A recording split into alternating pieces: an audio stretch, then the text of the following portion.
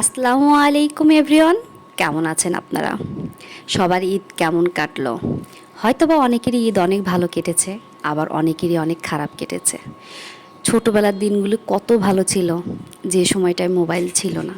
এখন মোবাইল হাতে নিলেই এই দুর্ঘটনা, ওই দুর্ঘটনা।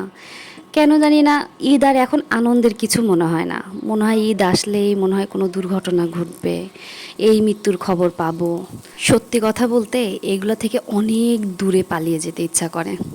সেই ছোটোবেলার মতো, যেখানে বাবা মায়ের কাছে থাকতাম, কোনো মোবাইল ছিল না, সারাদিন ঘুমাতাম। ঈদের দিন অনেকক্ষণ ঘুমাতাম। আব্বু নামাজ পড়তে যেত, যাওয়ার আগে ডাকতো যে নামাজে যাচ্ছি। ঘুমালেও কিন্তু আমার সালামিটা কখনো মিস হতো না। আব্বু ঠিকই সালামিটা বালিশের নিচে রেখে যেত আর বলে যেত, আমি এসে যেন দেখি তুমি গোসল করে নতুন জামা পরেছো। কিন্তু কখনোই সেটা হতো না। আমি তো ইচ্ছা মতো ঘুমাতাম।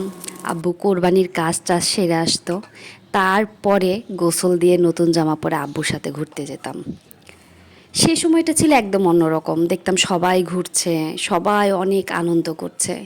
কিন্তু এখন যে সময়টা, এই সময়টাতে না ঘুরতে ভালো লাগে, না কোনো কিছু ভালো লাগে। সবসময় মনে হয় কেমন যেন একটা আতঙ্ক কাজ করে।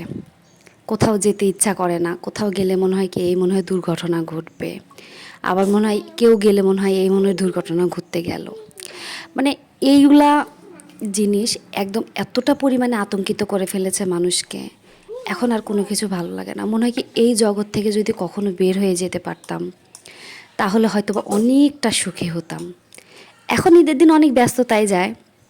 সারাটা দিন দেখা যায় কাজ করতেই চলে যায়। কারণ এখন আমি একজন ঘরের বউ। আর আমার শাশুড়িকেও দেখি, সে খাওয়া দাওয়া বাদ দিয়ে সারাটা দিন কাজ করে। তাকে দেখে আমিও অনেক কাজ করি, তাকে দেখেই অনেক কিছু শিখেছি। আসলে বাবা মার বাড়িতে কোনো মেয়ে সেভাবে কাজ শেখে না। আমাদের জেনারেশন যখন ছিল ওই সময়টায় আমরা সেরকম কাজ করিনি, আম্মু করতে দিত না। এখন অনেক কাজ পারি। এই কাজ নিয়ে ব্যস্ত থাকাটাও অনেক বেশি ভালো লাগে, যে ওসব জায়গা থেকে তো নিজেকে একটু হলেও সরায় রাখতে পারতেছি, একটু হলে গুটিয়ে রাখতে পারছি। মানে এই জিনিসটাই বেশি ভালো লাগে। কিন্তু যখন কারো কথা শুনি, যখন ফেসবুকে যাই, এই জিনিসগুলো দেখলে আর নিজেকে স্থির রাখতে পারি না। আল্লাহকে বলি, আল্লাহ সবাইকে হেদায়েত দান করো, সবাইকে সুস্থ রাখো, সবাই যেন ভালো থাকে, নিজ নিজ পরিবারকে নিয়ে অনেক সুখে থাকে, সবার সাথে একসাথে ঈদ করতে পারে। আসসালামু আলাইকুম, আল্লাহ হাফেজ।